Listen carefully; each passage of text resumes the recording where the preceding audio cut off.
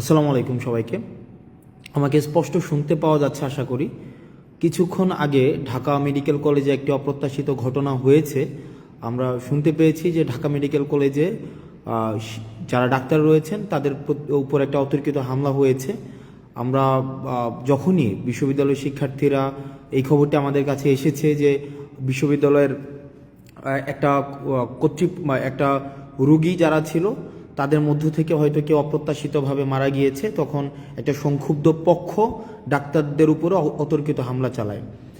একটা বিষয় আমি স্পষ্ট করতে চাই আপনাদের, আমাদের যে গণ অভ্যুত্থানের যে মূল স্পিরিট ছিল, আমাদের যে গণ অভ্যুত্থানের যে জায়গাটি ছিল, সেই জায়গাটি কিন্তু হচ্ছে ন্যায্যতার ভিত্তিতে সমাজ প্রতিষ্ঠিত হবে, একটি সিস্টেম ডেভেলপ করবে, এবং এই সিস্টেমের মধ্য থেকেই হচ্ছে আমাদের সমাজ, রাষ্ট্র তথা আমাদের দেশ পরিচালিত হবে। এখন দেখেন আপনারা, যে আমরা দেখছি যে বিভিন্ন জায়গা থেকে যে এই ধরনের কাজগুলো করা হচ্ছে, যেমন আজকে ডাক্তারদের উপরে হচ্ছে অতর্কিত হামলা করা হলো। একটা রুগী মারা যাচ্ছে, তার পেশাদারি কার্যক্রম ডাক্তার যখন চালাচ্ছে, এখন রুগী যদি মারা যায়, এখন ডাক্তাররা কি আপনি যদি ফোর্স করেন যে আমার রুগীকে বাঁচাই দিতে হবে, এখনই বাঁচাই দিতে হবে, মানে বাঁচাই দিতেই হবে, মানে এটা তো প্রফেশনালিজমের মধ্যে পড়ে না ভাই। মানে এটা কেমনে সম্ভব যে আপনার ডাক্তারদের মতো করে কাজ করতে দেওয়া উচিত। আমি যদি তাকে ফোর্স করি, আমি দেখেছি আমরা বেশ অনেক দিন এই আন্দোলন পরবর্তী সময়ে, দীর্ঘ সময় আমরা হচ্ছে হসপিটালে ভিজিট করেছি। সেখানে দেখেছি যে ডাক্তাররা কি পরিমাণ নিরলসভাবে পেশাদারিত্বের সাথে তারা হচ্ছে কাজ করার চেষ্টা করে। এখন আমি যদি ডাক্তারদেরকে ফোর্স করি যে আমার একটা রুগী এখনই আপনাকে বাঁচাই দিতে হবে, এখনই তাকে সুস্থ করে তুলতে হবে, এখনই আপনাকে তাকে ওষুধটা দিতে হবে, এখনই কাটা ঘা শুকাই দিতে হবে, এটা তো সম্ভব না। মানে এটা তো সিস্টেম না ভাই, এটা তো প্রফেশনাল জায়গার মধ্যে তো এটা যায় না। প্রফেশনালি এটা এভাবে ডিল করে না। প্রফেশনাল জায়গা, ডাক্তারদের বিষয়টা ডাক্তাররা বুঝবে, শিক্ষকদের বিষয়টা শিক্ষকরা বুঝবে, ইঞ্জিনিয়ারের বিষয়টা ইঞ্জিনিয়ার বুঝবে, আমাদের যেই প্রফেশন সেই প্রফেশনের বিষয়টা তারা বুঝবে। এখন আমরা যদি তাদেরকে এভাবে ফোর্স করি, যেমন আজকে ডাক্তারদেরকে যেভাবে পিটানো হইলো, ডাক্তারদের তাদের কাছ থেকে যেভাবে বের করে দেওয়া হইলো, এটা কি একটা ইতিবাচক কোন ইমপ্রেশন ক্রিয়েট করছে আপনি বলেন? আমি যতই এখন বলি এটা ছাত্ররা করে নাই, আমরা করি নাই, এ করে নাই, সে করে নাই, আমরা পিলো পাসিং করলাম, ব্লেম গেম করলাম, এটা এর উপরে দোষ চাপাইলাম, তার উপরে দোষ চাপাইলাম, কিন্তু এটা তো নাগরিকের উপরে দায়টা বর্তায়। মানে এটা কিন্তু আমাদের উপরে দায়টা বর্তায়। দেখেন, আন্দোলনটা আমরা করেছিলাম, গণঅভ্যুত্থানটা আমরা করেছিলাম, সেই ক্ষেত্রে এই দেশটাকে সঠিকভাবে পরিচালনা করার যেই দায়িত্বটা, সেটাও কিন্তু আমাদের উপরে আছে। এখন আপনারা যদি ডাক্তারদের উপরে এভাবে আক্রোশমূলকভাবে এভাবে চেপে বসেন, এভাবে ডাক্তাররা কিন্তু তাদের পেশাদারি আচরণ করতে পারবে না। মানে নেভার, কোনোভাবেই সম্ভব না ডাক্তাররা তাদের পেশাদারি আচরণ করতে পারবে। সেই জায়গা থেকে আমি যারা ডাক্তার রয়েছে তাদের কাছে, ঢাকা মেডিকেল সহ অন্যান্য মেডিকেলের যারা ডাক্তার আছে, আমি ব্যক্তিগতভাবে আমি খুবই লজ্জিত, এবং আমি আপনাদের উপরে আজকে যেই হামলাটা হয়েছে সেটার আমি যারা আইনশৃঙ্খলা রক্ষাকারী বাহিনী রয়েছে, আমি তাদের প্রতি অনুরোধ জানাবো তারা যেন যথাযথ ব্যবস্থা নেয়, এবং আমরা আমাদের জায়গা থেকে সেটি নিয়ে কথা বলবো। আমরা নিশ্চিত করতে চাই যে ডাক্তাররা তাদের পেশাদারি জায়গায় তারা নিজেদের মতো করে তাদের যে প্রফেশনালিজম, সেই প্রফেশনালিজমটা প্র্যাকটিস করতে পারবে। হঠাৎ করে এসে আমি ডাক্তারকে সাজেস্ট কেন করব? ফর এক্সাম্পল, আমি পেশেন্ট, আমার ভাই পেশেন্ট, আমার বন্ধু পেশেন্ট, আমি তো তাকে সাজেস্ট করার প্রয়োজন নাই। তাকে তার মতো করে কাজটা করতে দেই। তাকে তার মতো করে কাজটা যদি আমি না করতে দেই, সেটা কিন্তু একটা প্রবলেমেটিক একটা সিচুয়েশন ক্রিয়েট করে ডাক্তারদের জন্য। এটা খুবই প্রবলেম। আমি যদি ডাক্তারকে প্রতিপক্ষ বানাই, শিক্ষককে প্রতিপক্ষ বানাই, ইঞ্জিনিয়ারকে প্রতিপক্ষ বানাই, আমি যদি এভাবে প্রতিপক্ষ শুধু বানাতেই থাকি, দিন শেষে আমি আসলে দেশটা কাদেরকে নিয়ে পরিচালনা করব? আমাদের জন্য দেখেন, এই ব্লেমগুলো কিন্তু আমাদের উপরে আসবে। এখন তৃতীয় পক্ষ, চতুর্থ পক্ষ, পঞ্চম পক্ষ, এই যে পক্ষ আমরা দোষ দিতে পারবো, এই পক্ষের উপরে দোষ দিতে পারবো, ওই পক্ষের উপরে দোষ দিতে পারবো, আমরা এভাবে করতে পারবো। আমরা এভাবে করতে পারবো, কিন্তু আলটিমেটলি কিন্তু এটা সলিউশনে যাবে না। এই কারণে আমরা এই যে ব্লেম গেমিং না করে ডাক্তারদের কাজটা ডাক্তারদেরকে করতে দেই, শিক্ষকদের কাজটা শিক্ষকদের করতে দেই, প্রশাসনের কাজটা প্রশাসনকে করতে দেই, পুলিশের কাজটা পুলিশকে করতে দেই, রাজনীতিবিদদের কাজটা রাজনীতিবিদদের করতে দেই। আমরা সেটিই চেয়েছিলাম, কারণ আমরা দেখেছিলাম যে ফেসিস্ট সরকারের সময় সব কাজ হচ্ছে গণভবন থেকে নির্ধারিত হতো। ফেসিস্ট যে গভর্নমেন্টটা ছিল, এই গভর্নমেন্ট কী করেছিল, এই গভর্নমেন্টের সময় সব সময় গণভবন থেকে হচ্ছে তার কাজগুলো নির্ধারিত হতো। কিন্তু আমরা চেয়েছিলাম এভাবে না হোক, আমরা চেয়েছিলাম কি ডিসেন্ট্রালাইজেশন অফ পাওয়ারের মধ্য দিয়ে কি হবে, যার কাজটা সেই করতে পারবে। ডাক্তারদের কাজ ডাক্তাররা করবে, রাজনীতিবিদের কাজ রাজনীতি করবে, তারপরে হচ্ছে মিডিয়ার কাজ মিডিয়া করবে। কিন্তু আমরা দেখেছিলাম সেটা না হয়ে কি হয়ে গিয়েছিল, সবগুলো একসাথে ব্ল্যান্ডেড হয়ে গিয়েছিল। আর যখনই ব্ল্যান্ডেড হয়ে গিয়েছিল তখনই প্রবলেমটা হয়েছিল কি, ফেসিজমের উৎপত্তি হয়েছিল।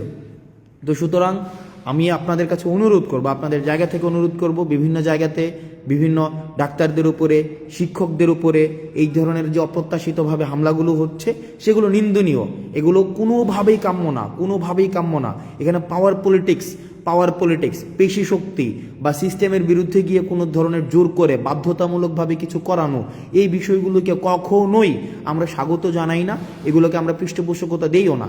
এগুলো হচ্ছে আমাদের যে গণঅভ্যুত্থানের যে মূল স্পিরিট ছিল, আমাদের যেই গণঅভ্যুত্থানের যেই জায়গাটি ছিল, আমাদের যেই গণঅভ্যুত্থানের আমরা সবাই যে নেমে এসেছিল রাস্তায়, সেই জায়গাটির সাথে সাংঘর্ষিক।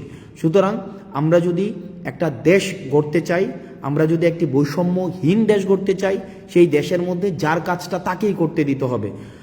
পরিশেষে ডাক্তারদের সাথে যে আজকে যে ঘটনাটি হয়েছে সেটিকে আমরা নিন্দা জানাচ্ছি এবং আমরা প্রত্যাশা করব এই ধরনের ঘটনার কখনোই পুনরাবৃত্তি হবে না। এবং ডাক্তার সংশ্লিষ্ট যারা রয়েছেন, আপনারা যে নিরলসভাবে কাজ করে যাচ্ছেন সেটিকে আমরা স্বাগত জানাই। আপনারা যে নিরলস কাজটাকে আমরা সম্মান জানাই।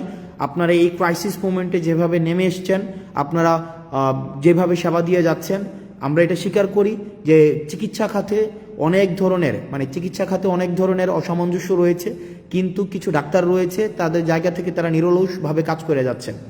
আরেকটি বিষয় সেটি হচ্ছে যে আপনারা অনেকে কমেন্টে গালাগালি করেন, বিভিন্ন বিষয়ে গালি দেন, বিভিন্ন বিষয়ে আপনারা বলেন যে পেইড পলিটিশিয়ান, আমরা টাকা খেয়েছি, তারপরে সেগুলো বলেন। আমার কাছে সেগুলো ভালো লাগে, এই কারণে ভালো লাগে কারণ আমাদের যে আন্দোলনটা ছিল, আমাদের আন্দোলনটা হচ্ছে আপনার এই গালির অধিকারটার জন্য।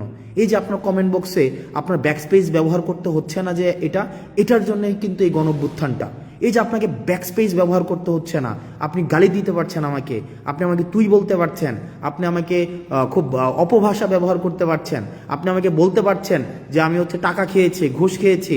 এই যে এটা বলতে পারছেন না, কুত্তার বাচ্চা বলছেন না আপনি, এই যে কুত্তার বাচ্চা, তুইও তোর পরিবারের সবার কুত্তার বাচ্চা, আমি শেষ পর্যন্ত আপনার এটার জন্য আমি ফাইট করে যাব। অর্থাৎ আপনি যেন এটা বলতে পারেন, কারণ অতীতে আমরা এটাও বলতে পারতাম না। আপনি যদি অতীতের সময়গুলো দেখেন, অতীতে কিন্তু আমাদের এটা বলারও অধিকার ছিল না। সুতরাং আমরা আপনার এই গালিটার জন্য আমরা ফাইট করেছি, আপনার দ্বিমত প্রকাশের জন্য আমরা ফাইট করেছি, এবং দ্বিমত প্রকাশটাই আমরা চাই যে আপনারা দ্বিমত প্রকাশ করতে পারেন। শুধুমাত্র সহমত প্রকাশ করবেন, আমি শুধু যেটা বলবো সেটাই আপনি বলবেন, আমরা এটা চাই না। আপনার যেটা মত, সেই মতামতটা হচ্ছে আপনি যেন ঠিকভাবে প্রকাশ করতে পারেন, আমরা সেটার জন্যই হচ্ছে আমরা ফাইট করেছি। এবং আমাদের এই আন্দোলনটা অব্যাহত থাকবে, আমাদের সংগ্রামটা অব্যাহত থাকবে। কারণ আপনি যদি এই সংগ্রামটা অব্যাহত না রাখেন তাহলে আপনাকে মিউট করে দেওয়া হবে।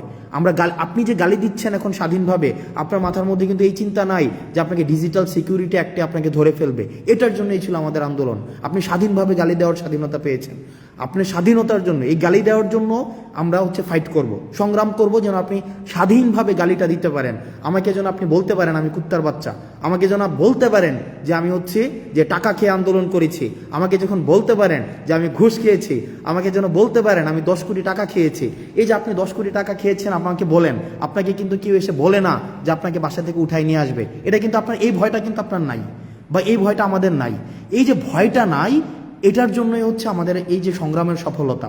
আপনি যদি জিজ্ঞেস করেন এই সংগ্রামের সফলতা কি, এই সংগ্রামের সফলতা এইটাই যে আমাদের ব্যাকস্পেস ব্যবহার করতে হচ্ছে না, আমাদেরকে একটা কমেন্ট লেখার পূর্বে আমাদের ভাবতে হচ্ছে না, বা আমাকে কোনো বন্ধু ফোন দিয়ে আমাকে জিজ্ঞেস করে না যে দোস্ত তাড়াতাড়ি কমেন্টটা ডিলিট করে দে বা তাড়াতাড়ি পোস্টটা ডিলিট করে দে।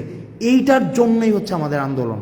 এবং আমি মনে করি এই জায়গায় হচ্ছে আমাদের সফলতা, যে আপনি অন্তত স্বাধীনভাবে গালি দিতে পারছেন, সবাইকে স্বাধীনভাবে গালি দিতে পারছেন। কিন্তু আমরা একটা জায়গায় স্পষ্ট করতে চাই, স্বৈরাচার ফেসিস্ট হাসিনা আমাদেরকে বিভিন্নভাবে দমন করার চেষ্টা করেছে, আমাদেরকে বিভিন্নভাবে আমাদেরকে ব্লেম দিয়েছে, ট্যাগ দিয়েছে, আমাদের অর্থ লোপাটের আমাদের অভিযোগ এনেছে, কিন্তু কিচ্ছু করতে পারেনি। কারণ আমাদের নৈতিক যেই শক্তিটা, মানে নৈতিক যে শক্তিটা, এই নৈতিক শক্তি হচ্ছে আমাদের সততা।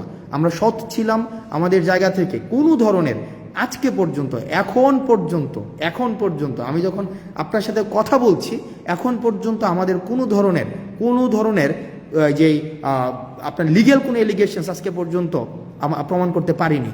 তো সুতরাং আমরা আমাদের যতক্ষণ পর্যন্ত আমাদের নৈতিকতার জায়গাটা স্পষ্ট থাকবে, স্বচ্ছ থাকবে, ততদিন পর্যন্ত এই সংগ্রামটা চলবে।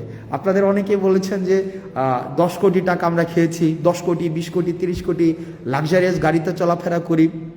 ব্যক্তি আসনাদ আবদুল্লাহ, ব্যক্তি সার্জিস আলম, নাহিদ আসিফকে যারা আগে থেকেই চিনেন, আমাদের যে বিষয়টা, এই যে লাইভ বন্ধ করেন সমস্যা হবে, এই কমেন্ট এখন আর করতে হয় না। যে ফেসবুক পোস্ট ডিলিট করেন সমস্যা হবে, বা কমেন্ট ডিলিট করেন সমস্যা হবে, এই যে কমেন্ট ডিলিট করেন সমস্যা হবে, লাইভ বন্ধ করেন সমস্যা হবে, এই যে কাজটা করতে হচ্ছে না, এটাই আমাদের সফলতা। এই যে আজকে মানে আমি বিশ্বাস করেন, আপনারা যখন কমেন্টে গালি দেন, আমি মনে করি যে না, ফাইন, এটার জন্য আমরা ফাইটটা করেছি, যে আমরা অ্যাটলিস্ট স্বাধীনভাবে আমরা গালি দিতে পারি, অ্যাটলিস্ট স্বাধীনভাবে আমার মত প্রকাশ করতে পারি। কেউ এসে আমাকে ফোন করে বলছে না যে কমেন্টটা ডিলিট করে দাও, যে তোমার সমস্যা হবে, বা পোস্টটা ডিলিট করে দাও, তোমার সমস্যা হবে, বা লাইভটা বন্ধ করে দাও, তোমার সমস্যা হবে, বা লেখাটাকে মুছে ফেলো, তোমার সমস্যা হবে। এটার জন্যই মূলত হচ্ছে আমরা আন্দোলনটি করেছিলাম। এখন এই আন্দোলনের, সংগ্রামের এই স্পিরিটটি যদি ধরে রাখতে চাই, তাহলে আপনাদের মাথায় রাখতে হবে, চাঁদাবাজদের বিরুদ্ধে দাঁড়াতে হবে, অন্যায়ের বিরুদ্ধে দাঁড়াতে হবে, যারা পেশাদার তাদের কাজটা তাদেরকে করতে দিতে হবে, যারা লেখক তাদেরকে লিখতে দিতে হবে, যারা মিডিয়া কর্মী তাদেরকে স্বাধীনতা দিতে হবে, যারা চিকিৎসক তাদের চিকিৎসা করার স্বাধীনতা তাদের মতো করে দিতে হবে, যারা ইঞ্জিনিয়ার তাদের কাজটা তাদের মতো করতে দিতে হবে, যারা শিক্ষকদের কাজটা শিক্ষকদের মতো করতে দিতে হবে। সেখানে যদি আমরা হস্তক্ষেপ করি, তাহলেই কিন্তু সেটা স্বাধীনতা পরিপন্থী, তাহলেই কিন্তু এটা সংগ্রাম পরিপন্থী। আমরা ঠিক যে আমরা মত প্রকাশের স্বাধীনতার জন্য আন্দোলন করেছি, দ্বিমত প্রকাশের স্বাধীনতার জন্য আন্দোলন করেছি, আমরা প্রত্যেকটা মানুষের তার কাজ যেটা, সেটা স্বাধীনতার জন্য আন্দোলন করেছি। এই আন্দোলনের স্পিরিটটা যেন নষ্ট করতে না পারে আমাদের বিভিন্ন উপলক্ষ তৈরি করার মধ্য দিয়ে, সেটির জন্য আমাদের সব সময় সচেতন থাকতে হবে, সব সময় সচেতন থাকতে হবে। কারণ মনে রাখতে হবে যে আমাদের যে অর্জনটি হয়েছে, এই অর্জনটি হচ্ছে প্রাথমিক অর্জন। এই অর্জনের ধারাবাহিকতাটি যদি আমরা রক্ষা করতে চাই, এই ধারাবাহিকতা রক্ষা করার জন্য আমাদের লড়াইটি, সেটি হচ্ছে চলমান এবং আমাদের লড়াইটিকে অব্যাহত রাখতে হবে। আমরা আমাদের জায়গা থেকে সামাজিকভাবে যেই প্রবলেমগুলা অ্যারাইজ করেছে, আমাদের এখন সোশ্যাল কিছু প্রবলেম অ্যারাইজ করেছে, চাঁদাবাজি বেড়ে গিয়েছে, বিভিন্ন জায়গায় হচ্ছে পদত্যাগ করানো হচ্ছে, বিভিন্ন জায়গায় দেখছি আমরা সিস্টেমের বাইরে গিয়ে বাধ্য করা হচ্ছে বিভিন্ন পদত্যাগ করানোর জন্য। এইসব বিরুদ্ধে আমাদের কথা বলতে হবে, সামাজিকভাবে কথা বলতে হবে। এখানে এমন না যে এটা নেতা নির্ভর, একজন নেতাই কথা বলবে, প্রত্যেকের জন্য ওপেন ফ্লোর। তবে দয়া করে কেউ হচ্ছে কোনো ধরনের বিশেষ সুবিধা আদায় করার জন্য, কোনো ব্যক্তি সুবিধা আদায় করার জন্য নিজের এই পরিচয়টাকে আপনারা হচ্ছে বাজে কাজে ব্যবহার করবেন না। সবাই ভালো থাকবেন, সুস্থ থাকবেন, এবং হচ্ছে এই যে গালি দিচ্ছেন আপনারা বিভিন্ন জায়গায়, এই গালি অব্যাহত থাকুক। কারণ এই গালিটাই নিশ্চিত করে যে আমাদের প্রাথমিক অর্জনটি আমাদের হয়েছে, আন্দোলনের যে প্রাথমিক যে অর্জন সেটি হয়েছে এই গালি নিশ্চিত করে। কারণ আপনি গালি দিতে পারছেন এই আন্দোলনের কারণে, দ্বিমত প্রকাশ করতে পারছেন আন্দোলনের কারণে।